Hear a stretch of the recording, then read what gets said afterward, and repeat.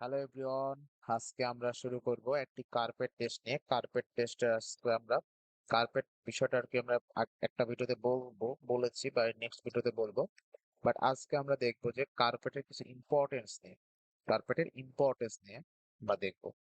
তারপরে ইম্পর্টেন্সটা আসলে কি, কার্পেট আসলে কি, আমরা যেগুলো ফ্লোর কাভারিং ম্যাটেরিয়াল, মানে আমাদের ফ্লোরে যেগুলো বিছাই এগুলো তো কার্পেট মেইনলি।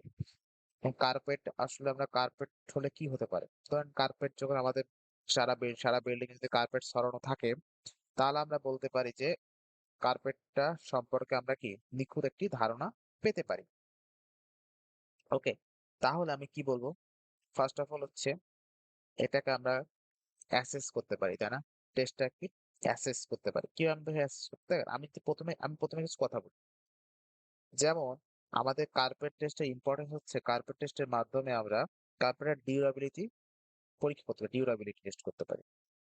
আচ্ছা, দেন হচ্ছে আমরা কি করতে পারি, আমি একটু চিন্তা ভাবনা করে এগুলো বলা দরকার। দেখেন, আমি কিন্তু একটা ব্যক্তি, আমি কিন্তু যখন বাজারে যাব তখন কিন্তু আমি মানে পারফেক্ট কার্পেটটা করতে পারি, মানে পেতে পারি। ঠিক আছে, সেটা বাসার জন্য হতে পারে, আবার অফিসের জন্য হতে পারে। পারফেক্ট যে কোয়ালিটি ফুল একটি কার্পেট আমি পেতে পারি। আবার আমি কিন্তু অনেক কার্পেট আছে যেগুলো ইনশিওর করে যে এই কার্পেটটা সেফ কিনা, অর্থাৎ কার্পেটটি সেফ ফর আহ মানে হতে পারে সেটা হচ্ছে ক্ষতিকারক কোনো কেমিক্যাল হতে রক্ষা করতে পারে। আশা করি বুঝতে পারছেন। তারপর আমাদের কার্পেটটা সে আরো কিছু কথা আছে।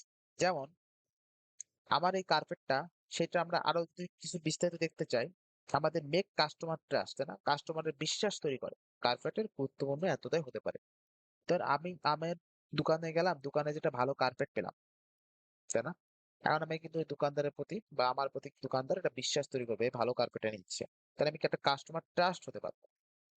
এছাড়া আরো কিছু জিনিস আছে, যেমন ah first test against light washing etc can be determined, মানে হচ্ছে ফার্স্ট টেস্ট মানে হচ্ছে লাইট ফাস্টনেস, ওয়াশিং ফাস্টনেস, এগুলো যে প্রতিরোধ ক্ষমতা কতটুকু কার্পেটটা সেটা পেতে পারি।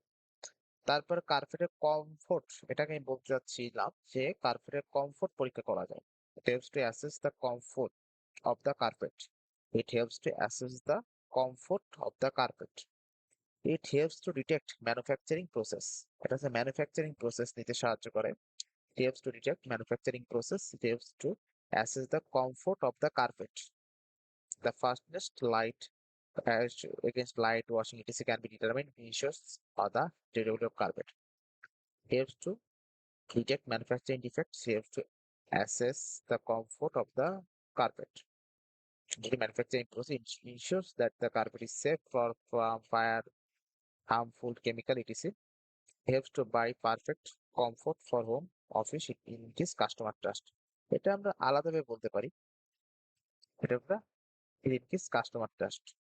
ঠিক আছে, এটা এটা বাড়ায় কাস্টমার ট্রাস্ট। ওকে, এইভাবে করে আমরা বলতে পারি।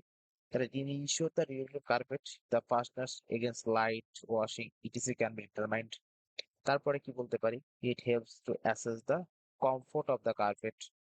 তারপরে বলতে পারি এটা কিন্তু হচ্ছে আমাদের কি করতে পারে, it helps to detect manufacturing defects, মানে ম্যানুফ্যাকচারিং যে ডিফেক্ট এটা ডিটেক্ট করতে পারে।